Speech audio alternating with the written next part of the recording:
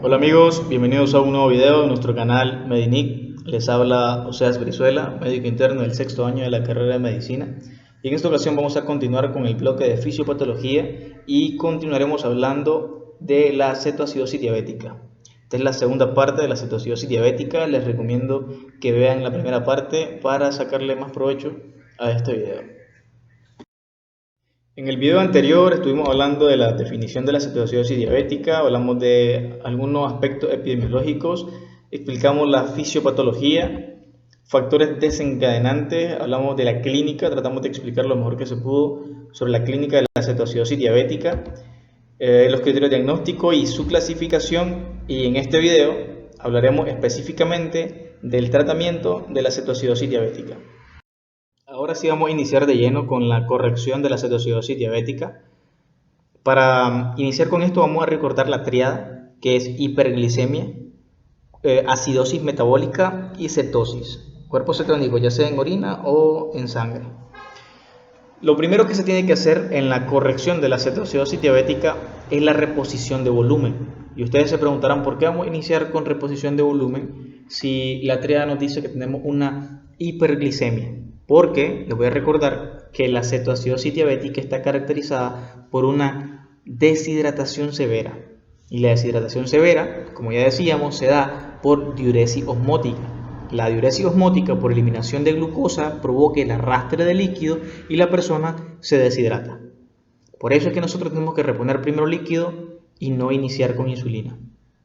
La hidratación por sí misma disminuye la hiperglicemia, porque aumenta el volumen. Entonces, por dilución, disminuye la glicemia, aumenta la excreción de glucosa en orina, restablece la perfusión renal. El riñón puede sufrir una lesión renal aguda por hipoperfusión renal.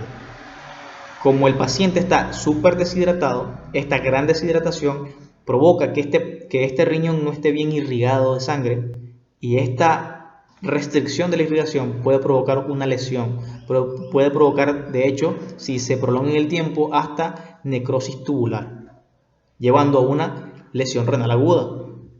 Entonces, en la reposición de líquido nos va a evitar que se llegue hasta este punto. Ahora, la reposición de líquido disminuye las hormonas contrarreguladoras. Si disminuimos las hormonas contrarreguladoras, disminuimos la hiperproducción de glicemia. De esa forma, disminuimos la osmolaridad plasmática, disminuimos la deshidratación y disminuimos la producción de cuerpo cetónico. Y ya estamos iniciando con el tratamiento de la cetoacidosis diabética. En segundo lugar, en la corrección de la cetoacidosis diabética tenemos el uso de la insulina. Y si aún no les queda claro el por qué no iniciar con insulina, ya tomando en cuenta todo lo que ya hemos mencionado, pues vamos a decir de que si nosotros iniciamos con insulina y disminuimos la glucosa en el torrente sanguíneo, cuando nosotros administramos insulina, toda esa glucosa se va a distribuir en los tejidos, la osmolaridad va a caer, y cuando caiga la osmolaridad, ese líquido dentro del torrente se va a extravasar y va a haber un colapso vascular. Por eso es que no se puede iniciar con insulina. Ahora, si disminuimos la glicemia en sangre, ¿qué es lo que va a pasar? Se va a estimular la síntesis de hormonas contrarreguladoras, las cuales estimulan la síntesis de glucosa y la síntesis de cuerpo cetónico. Entonces, si nosotros iniciamos con insulina, no estamos haciendo nada, sino que podemos empeorar el caso de la cetoacidosis diabética. Por último, en el tratamiento vamos a corregir los electrolitos séricos dependiendo del déficit que se tenga. Vamos a hablar de las medidas generales a tomar en cuenta en la corrección de cetoacidosis diabética. Todas estas medidas van a criterio del médico y van con respecto a la necesidad que cada paciente vaya presentando. Lo primero es mantener la vía aérea permeable, ponerle oxígeno al paciente con respecto a la necesidad que él tenga. Si lo necesita hay que ponérselo. La vía venosa, que tengamos una o dos vías venosas, porque posiblemente en una vía vayamos a utilizar solución salina para corrección de la hipovolemia o la deshidratación, y en la otra vía vayamos a aplicar dextrosa más adelante. En este tratamiento de la cetoacidosis diabética también se utiliza el mixto, que es solución salina más dextrosa, y vamos a explicar por qué. Luego, la sonda Foley, es muy importante ponerle una sonda Foley al paciente, y sobre todo en aquel paciente que ha llegado en coma. Decíamos que hay un gran número de pacientes que pueden llegar en coma. Luego está la sonda nasogástrica. La sonda nasogástrica nos va a servir para administrar medicamentos, para administrar líquido, y en aquellos pacientes que estén inconscientes nos van a servir nos va a servir para evitar un reflujo gastroesofágico y con ese reflujo gastroesofágico evitar una broncoaspiración y una complicación respiratoria a futuro. Y por último está el control horario de signos vitales, glicemia, electrolito sérico. Se tiene que estar haciendo gasometría frecuentemente porque sabemos que estamos tratando una acidosis metabólica, entonces tenemos que ver cómo están los gases arteriales, medir la diuresis, eso lo hacemos con la sonda Foley, balance hídrico y estado de conciencia. Como ya decíamos, lo primero que se tiene que hacer en el tratamiento es corregir la deshidratación con reposición de volumen. Pero para eso tenemos que calcular el promedio de pérdida de volumen que un paciente con cetoacidosis diabética puede presentar. Y hay un promedio que dice que entre 70 y 100 ml por kilogramo es la pérdida de volumen. Y que el sodio son de 7 a 10 miliequivalentes por kilogramo. Entonces, se recomienda reponer el 50% en las primeras 8 horas y el otro 50% en las 16 horas restantes para las 24 horas. Ejemplo. Si tenemos un paciente de 60 kilogramos, la pérdida de agua en base a 70 ml es de 4.200 ml. Entonces, tenemos que reponer 2.100 ml en las primeras 8 horas y 2.100 ml en las siguientes 16 horas. Existen dos maneras para medir el déficit de volumen. La primera es con el promedio, con el rango, que es de 70 a 100 ml por kilogramo. Y la segunda es esta, que utilizamos el cálculo del déficit de agua, calculando el agua corporal total, el agua corporal real, y le restamos al agua corporal total el agua corporal real. Entonces, para calcular el agua corporal total es 0.6 por kilogramo de peso, y para calcular el agua corporal real es sodio ideal, que ya es una constante de 140, entre el sodio medido por el agua corporal total. Entonces, en un ejemplo, el mismo paciente de 60 kilogramos que mencionábamos, le calculamos el agua corporal total, decimos 0.6 por 60 kilogramos y nos da 36 litros. Luego calculamos el agua corporal real y dividimos 140 del sodio ideal de la constante y vamos a decir que este paciente tiene 145 en sodio medido. Lo dividimos y lo multiplicamos por 36 y nos da 32 litros. Ahora hacemos la resta del agua corporal total menos el agua corporal real, que es de 36 menos 32, y tenemos un déficit de volumen de 4 litros. Vamos a reponer, como ya decíamos, el 50% en las primeras 8 horas y el otro 50% en las 16 horas restantes para las 24 horas. Y esta es la segunda manera para calcular el déficit de agua. Y si vemos, no hay una gran diferencia, porque en la lámina anterior mirábamos que el déficit con el rango, calculando a 70 ml por kilogramo, nos dio a 4.200 ml, lo cual no varía tanto, la verdad. En el orden de la corrección de la cetoacidosis diabética, primero vamos a corregir la hipovolemia con la administración de líquido, luego vamos a corregir los trastornos del potasio y luego vamos a usar insulina. ¿Por qué no podemos usar insulina si tenemos una hipocalemia? Porque esta condición es la que más pone en peligro la vida del paciente durante el tratamiento, por todas las sintomatologías que puede causar una hipocalemia. Ahora, ¿qué tiene que ver la administración de insulina? Porque la insulina, aparte de estimular la entrada de glicemia a los tejidos, también estimula a la bomba sodio-potasio ATPasa, permitiendo de que todo el potasio que tenemos en el torrente sanguíneo entre a la célula, salga sodio y la membrana se hiperpolarice. En condiciones normales se cierran los canales de potasio para que no salga potasio y se abren los canales de sodio para que entre sodio y se despolarice la membrana. En lugar de ser negativa, el líquido intracelular pasa a ser positivo. Pero en esta condición se extrae todo el sodio, por ende se pierde carga eléctrica positiva, entra todo el potasio y esto hace de que la carga eléctrica dentro de la célula se vuelva más negativa y se prolongue en el tiempo.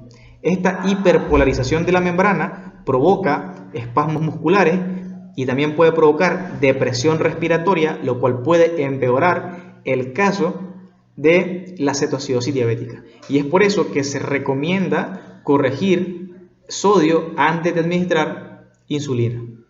Ahora, el objetivo es mantener un potasio sérico entre 4 y 5 miliequivalentes. Y esto se puede lograr con la administración de 20-30 miliequivalentes por litro de potasio en cada litro de solución IV. Ahora, si el potasio es menor de 3.3 miliequivalentes por litro, no se tiene que iniciar la infusión de insulina y se debe administrar 40.000 equivalentes en la primera hora y luego de 20 a 30.000 equivalentes para mantener un potasio entre 4 y 5.000 equivalentes. Si el potasio es mayor de 3.3 pero menor de 5.000 equivalentes, se debe administrar de 20 a 30.000 equivalentes en la solución de líquido IV para mantener el potasio dentro del rango. Y si el potasio es mayor de 5.000 equivalentes, no se va a corregir porque está dentro del rango y se puede ya utilizar lo que es la insulina. Hemos llegado a la parte donde vamos a usar la insulina, y es que existen dos métodos para la administración de insulina, que es la infusión IV continua y el uso de los bolos IV. Se recomienda iniciar con un bolo IV de insulina regular a 0.15 unidades por kilogramo y luego continuar con la infusión continua de 0.1 unidades por kilogramo hora. Teniendo en cuenta lo antes mencionado, vamos a dar un ejemplo. Con el mismo paciente de 60 kilogramos, vamos a calcularle la dosis en bolo. La primera dosis, que se calcula 0.15 por 60 kilogramos, nos da 9 unidades de insulina cristalina. Luego le calculamos la insulina en infusión, se la calculamos a 0.1 por 60 kilogramos, nos da a 6 unidades por hora. ¿Cómo se prepara esta solución? Bueno, vamos a utilizar 500 ml de solución salina normal al 0.9% y le vamos a agregar 100 unidades de insulina cristalina. Ahora, si se cuenta con una bomba de infusión, simplemente vamos a programar cuánto vamos a pasar por hora, cuántos ml por hora que contengan las 6 unidades. Pero para saber cuántos ml le vamos a pasar y que esos ml contengan las 6 unidades, vamos a hacer una regla de 3. Y decimos que si en 500 ml hay 100 unidades de insulina, ¿cuántos ml se necesitan para que hayan 6 unidades de insulina? Entonces hacemos una regla de 3 y multiplicamos 6 por 500 entre 100 y nos da a 30 ml. En 30 ml tenemos 6 unidades de insulina cristalina y eso es lo que le vamos a pasar por hora. En el caso de que no contemos con una bomba de infusión, se puede utilizar la siguiente tabla de microgoteo. Esta tablita nos facilita la vida con respecto al cálculo de las microgotas y pues podemos ver de que si queremos pasar una unidad son 5 microgotas, si queremos pasar 2 unidades son 10 y así consecutivamente, y en el caso de nosotros que vamos a pasar 6 unidades vamos a pasar 30 microgotas por minuto. Y así pues podemos ver las cantidades de microgotas con respecto a las cantidades de insulina por hora que necesitamos pasar. Vamos a hablar de la solución mixta, pero antes de todo voy a mencionar de que el tratamiento de la cetoacidosis diabética es dinámico. No siempre se va a utilizar lo mismo, lo estamos haciendo de forma mecánica y siguiendo criterios de la bibliografía que hemos utilizado, pero en la práctica clínica se van a dar cuenta que puede ser totalmente diferente. Todo depende de las condiciones de cada paciente. Las metas de la terapia con solución mixta o con solución de dextrosa más solución salina normal es que la glucosa vaya disminuyendo de 70 a 75 miligramos sobre decilitros por hora. Cuando la glucosa disminuye a 200 miligramos sobre decilitro, se debe administrar glucosa a razón de 5 a 10 gramos por hora. Si nos damos cuenta en la presentación de esta dextrosa, el 5% nos dice de que en 100 ml de dextrosa al 5% tenemos 5 gramos. Y nosotros vamos a administrar esta cantidad en la solución de infusión que tenemos o vamos a pasarla por otra vía venosa. Todo esto para evitar que la acidosis se perpetúe. ¿Por qué razón? Porque decíamos de que si causamos una hipoglicemia, vamos a estimular las hormonas contrarreguladoras, lo que va a causar una mayor producción de glucosa, mayor producción de cetoácido, y no vamos a estar haciendo nada, no vamos a estar corrigiendo la cetoacidosis diabética, sino que vamos a hacer de que ésta se perpetúe en el tiempo y el daño del paciente sea mayor. Hay una gran cantidad de daños que puede causar una cetoacidosis diabética si se prolonga en el tiempo. Dentro de ello podemos hablar de la lesión renal que hemos estado mencionando gracias a la cetoacidosis diabética. No quiero que me malinterpreten cuando hablo de que el tratamiento puede ser totalmente diferente a todo lo que les he dicho, porque no tendría sentido todo lo que les he dicho. Me refiero porque, bueno, los criterios siempre van a ser los mismos. Primero hidratación, luego corregir potasio, luego usar insulina, luego usar solución mixta cuando la glicemia sea menor de 200 miligramos sobre decilitro. Eso es lo mismo, pero el cuadro de cetoacidosis diabética no te va a llegar igual, no te va a llegar siempre de la misma manera, porque puede pasar lo siguiente. Digamos de que llegó un paciente a la emergencia y en la emergencia le hacen un glucotest y se dan cuenta que anda hiperglicémico, y porque hiperglicémico vienen y le aplican una dosis de insulina cristalina en la emergencia y hacen el ingreso, porque esto suele pasar. Una vez de que el paciente está ingresado por una hiperglicemia o una diabetes mellitus 2 descompensada, no se le ha hecho todavía sus cintas reactivas para determinar si hay cuerpos cetónicos, no se le ha hecho una gasometría para ver si está en una acidosis metabólica, pero ya se le administró insulina. Ahora, suponiendo, por lo general, las personas con diabetes tienen lesiones renales y tomando en cuenta de que esta condición de cetoacidosis diabética ya haya tenido un tiempo, puede haber una lesión renal aguda que evite la eliminación de la insulina, y la insulina provoca una mayor acción disminuyendo la glicemia por debajo de 200 miligramos sobre decilitro. Entonces, si nos llega un paciente que llegó hiperglicémico a la emergencia, pero cuando una vez que ya lo estamos tratando, le hacemos otro glucotest y ya tiene menor de 200 miligramos sobre decilitro, no vamos a iniciar solamente con solución salina o no le vamos a administrar más insulina porque vamos a empeorar el caso, sino que vamos a iniciar con solución mixta. Entonces, a eso que yo me refiero cuando digo de que en la práctica clínica puede que el tratamiento sea diferente.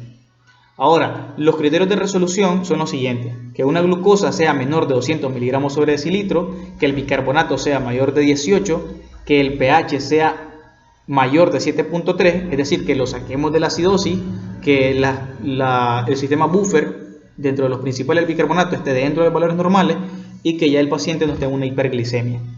Y sumado a todo esto, que el paciente refleje una mejoría clínica. Cuando se alcanza la compensación, se debe continuar con insulina subcutánea a un esquema multidosis con una insulina cristalina e intermedia. Los pacientes conocidos pueden usar el mismo esquema. Los pacientes ya tienen su esquema establecido, entonces nosotros venimos y le aplicamos el mismo, porque la cetoacidosis diabética pudo haber sido por una discontinuidad del tratamiento, porque dejaron de aplicarse la insulina. Entonces, si ya tienen su esquema, simplemente se lo continuamos. A los pacientes de recién diagnóstico pueden iniciar con una dosis de 0.6 unidades por kilogramo de peso, a 2 tercios por la mañana y 1 tercio por la tarde. Como ya decíamos, lo último que se hace es la corrección del electrolito sérico, pero siempre se corrige primero potasio. Ya mencionamos por qué. Vamos a corregir la hipocalemia. Luego vamos a corregir bicarbonato, lo cual es controversial porque se ha demostrado que la corrección de bicarbonato o el uso de bicarbonato para corregir cetoacidosis diabética no mejora mucho el cuadro de la acidosis. Solamente con la hidratación, el uso de insulina, la corrección de potasio, con eso el pH en la cetoacidosis diabética va a mejorar. Otro electrolito que podemos corregir es el magnesio, el fosfato, y cualquier alteración electrolítica que haya, siempre adecuándonos a la condición de cada paciente. Las complicaciones que pueden haber en la cetoacidosis diabética son edema cerebral, hipocalemia, hipoglicemia, sobrecarga de líquido, dilatación gástrica aguda, tromboembolismo, hipercloremia, entre otras. Bueno, esto ha sido todo. La bibliografía utilizada ha sido la misma que en la cetoacidosis diabética en el primer video, la parte 1. Hemos utilizado el manual de terapéutica médica y procedimientos de urgencia, el SUBIRAN, y el protocolo de atención de la diabetes mellitus y la normativa 082 del MINSA Nicaragua. Eso es todo, amigos. Espero que les haya gustado el video. Espero que les sirva en la práctica clínica como en la educación. Así que si les ha gustado, suscríbanse, activen la campanita, síganos en nuestra página en Facebook, en nuestra página en Instagram. Y pues si no se han suscrito al canal, por favor, suscríbanse.